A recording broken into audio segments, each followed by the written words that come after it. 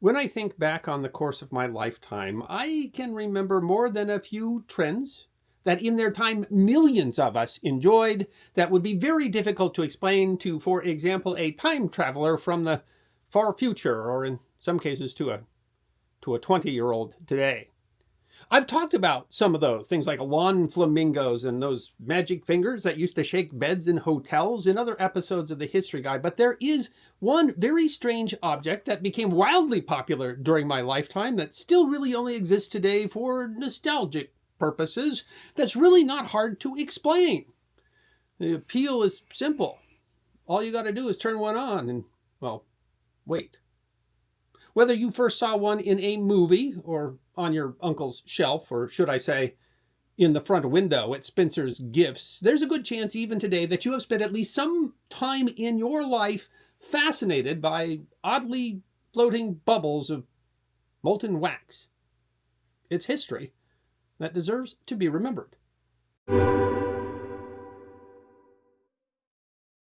Cressida Granger, who is the managing director of Mathmos, the British manufacturer of the iconic fixture, was quoted in the New York Times in 2024. Everyone has a lava lamp story. And I suppose that's true, and I would love to hear some of your stories in the comments, but of course, Ms. Granger sells the thing, so she has a reason to say that. But it does seem to be true, and that her own story says a lot about the aura of the iconic free love generation the lamp has come to represent. Granger told the Times that when, in the 1980s, she investigated getting permission to produce lava lamps themselves, she was directed to the inventor of the mesmerizing machine himself, Mr. Edward Craven Walker, at, and I quote, his nudist camp in Dorset, a county in southwest England. Well, that tracks. I guess there is something oddly fitting that the inventor of the object that the newspaper The Telegraph referred to as the most evocative symbol of the 1960s was living as a septuagenarian in a nudist camp. In fact, Mr. Craven Walker was an avid naturist who made several films on the lifestyle, and who, the Telegraph admiringly notes, maintained the trim fit and brisk air of an RAF officer well into his 70s. It's really not clear exactly how these two aspects of Craven Walker's life were related, but as to the lamp, he did have a story of inspiration. Craven Walker was born in Singapore in 1918 and served as an RAF squadron leader during the Second World War, flying reconnaissance missions in the de Havilland Mosquito. After the war, he ran a business, and according to the Telegraph, by the 1950s had already been bitten by the bug of the naturist lifestyle. In 1963, he was, presumably, clothed, visiting the Queen's Head Pub, a historic 16th century pub at the center of the hamlet of Burley in Hampshire, where he viewed an odd device called the blob light. In short, the blob light used a glass cocktail shaker filled with oil and water. The liquid was heated by a light bulb, causing globules of oil to rise and fall in the glass, casting, the Telegraph explains, strange shadows around the room. The blob light represents the basic chemistry of the now famous mesmerizing mantelpiece. Two immiscible fluids. Immiscible is a good word. Experts say that if you try working it into your conversation 5 times this week, it will find its way into your vocabulary. Immiscible means two substances that cannot blend together, instead forming visible, separate layers. The classic example is oil and water, two substances so immiscible that the phrase, like oil and water, has come to mean two people whose personalities are so different that they can't get along. But there are other examples as well, such as mercury and water. The motion comes from the heat and convection. If the two substances have different density, one will float on the other. Heat will change the density of the heavier substance, causing it to rise. Where farther from the heat, it will cool and then sink again. If the process sounds simple, it really isn't. The blob light, for example, is a mix you can easily create at home, and just might have if you ever mixed your own salad dressing. But the problem is that oil and vinegar, as in salad dressing, or oil and water, as in the blob light, have very different densities. Vegetable oil is less dense than water, so much so that it will tend to always rise to the top. To get the slow, ever-changing and hypnotizing effect of the glowing globes, you need, according to Austin Henderson, writing on the website How Stuff Works, two liquids that aren't just hesitant to mingle, but also have densities that are nearly identical. That is, you need substances so close in density that one can easily both rise to the top when warmed, and just as easily sink to the bottom, as it cools. Which comes to something of a complaint with this staple of a 1970s bachelor pad, because, like other things that happened in 1970s bachelor pads, it takes some time for the appropriate substances to warm up to the point where they can do their thing. Comments by users on Reddit suggest it takes an average of 1 to 3 hours to get the lava lamp to perform. That fact is actually important to the story, as with the right mix, two substances will change density enough for the denser one to rise at a predictable rate. And so the original inventor of the blob light, Mr. Craven Walker discovered, had actually created his invention as an egg timer. In short, a ball of wax was suspended in water inside a closed glass container and thrown in with the eggs. When the wax is warm enough to rise, lifting the glass, the eggs are done. Now, that was the original theory, at least, although the Telegraph notes that the blob light in the Queen's Head pub was intended to be purely decorative. Intrigued by the lamp, Craven Walker inquired, only to find out that the actual creator of the blob light, Mr. Dunnett, who had patented his idea in 1951 as a changing display device, had passed on. Mr. Craven Walker took it upon himself to improve the blob. His widow, Christine Baer, told BBC News in 2013 that Edward was very focused, driven, full of ideas. When he had an idea, he would see it through to the end. The Telegraph notes that it took Craven Walker 10 years to develop the right mix of wax and water, the exact formula is a trade secret, to produce the characteristic hypnotic rise and fall. Craven Walker first started producing his new device in a backyard factory, using glass bottles from orange squash, which is a sort of a beverage syrup that Granger describes as a revolting drink we had in England growing up. He marketed his new decorative lighting fixture as the Astro. But selling the idea was not easy. Baer explained to BBC, "We didn't have any online technology. We literally had to go around in a van." The van was also used for deliveries, as Lisa Batchelor writes in a 2023 edition of The Guardian. They couldn't trust delivery companies to take their lamps to retailers as they were easily damaged. Craven Walker worked with inventor David George Smith, who applied for a patent for the new display device in 1965 and assigned the patent to Craven Walker's company, called Crestworth. The Telegraph notes that department store Selfridges was quick to sell the lamp, but the product was rejected by Harrods. Sales did go well enough that Craven Walker sold a license to manufacture them in the United States, where they were branded lava lamps as opposed to Astro. Oddly, the lamps were not originally sold in the market where they would come to be known. They were, Granger notes, originally marketed more to an upscale executive, telling Smithsonian Magazine they were almost staid. Journalist Abigail Tucker notes in Smithsonian Magazine that an ad in a 1968 edition of the American Bar Association Journal touted the executive model, mounted on a walnut base alongside a ballpoint pen. But the lamps reached a wider audience, coming, Carmen Drawl opined in a 2008 edition of the Chemical and Engineering News, to embody the age of Aquarius. One ad proclaimed that they were a perfect gift for one's relatives, one's friends, and, dash it all, oneself. Baer told BBC that, "When did we realize things are really going well? The day a store in Birkenhead phoned to say that Ringo Starr had just been in and bought a lava lamp." The Guardian reported after the Birkenhead shop announced its celebrity visit, sales of the lamp rocketed.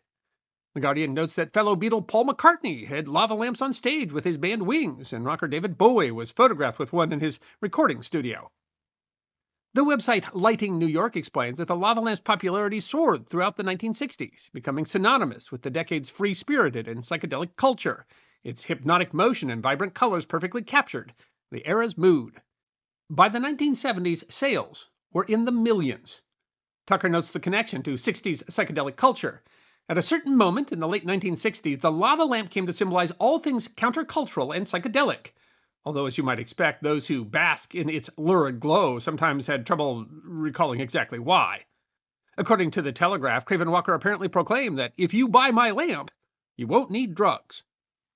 The glowing globules certainly became part of popular culture. They were frequently used to show the times, being regularly included on the sets of the 1961-69 British espionage series The Avengers and the 1967 and 68 British spy series The Prisoner. They were also used to represent the future, appearing on a 1966 episode of Doctor Who entitled The Power of the Daleks.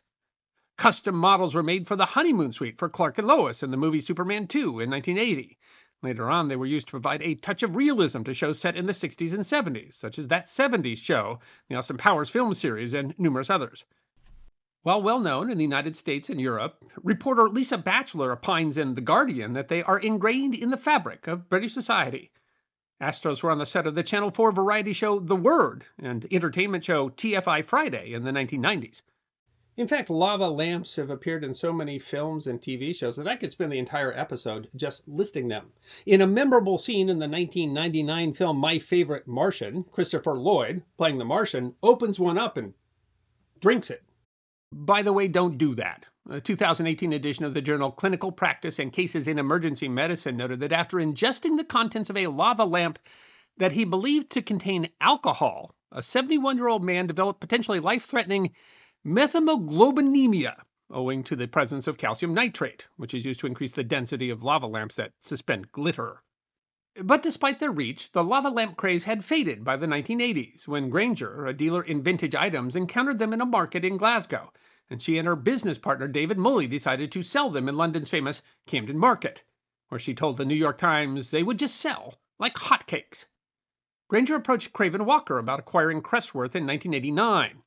They met at Mr. Craven Walker's camp, but they were, Smithsonian Magazine explains, both clothed at her request. At the time, Tucker notes, the company was selling only about 1,000 lights a year. Granger and Mulley at first partnered with Craven Walker and eventually bought the company out, renaming Crestworth Mathmos, itself a callback to the original era of the lava lamp being the name of the lake in the sexually suggestive 1968 science fiction film Barbarella. Sales then saw a resurgence in the 1990s, attributed, Tucker claims, to the Austin Powers-fueled nostalgia. Granger credits a new generation of lava lamp lovers amongst university students. By 2000, Tucker notes, Mathmos sold some 800,000. Granger told BBC that she believes that more were sold during this resurgence than in the original 1960s craze. There was an issue, however, as Craven Walker's patents had expired. But Mathmos was still able to capitalize. As Granger told the BBC, people didn't realize that the patents had run out. When people did realize, then we had lots of competition to deal with, but we had a lovely period of monopoly in the 1990s.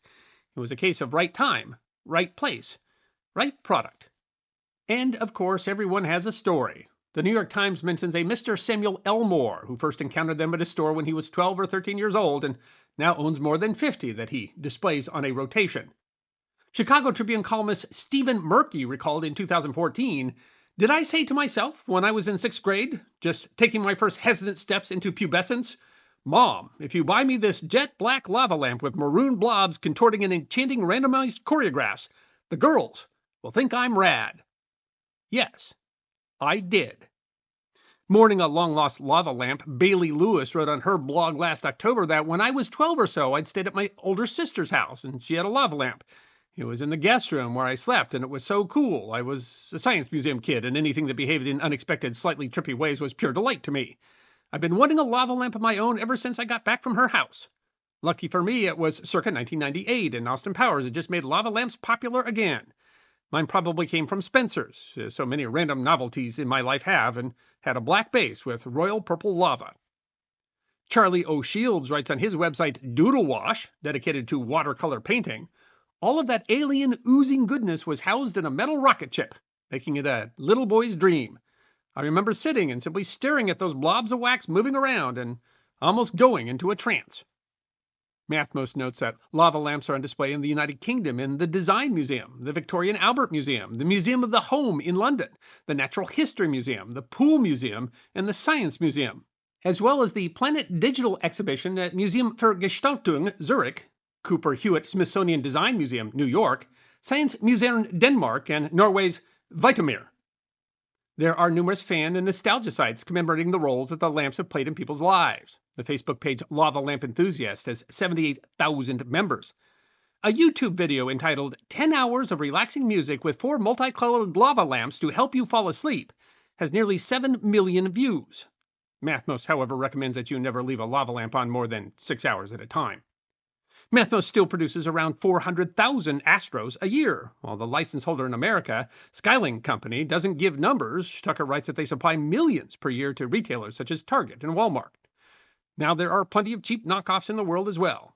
It's safe to say that there are many millions of lava lamps providing fascination, if not actually very much illumination, in the world today.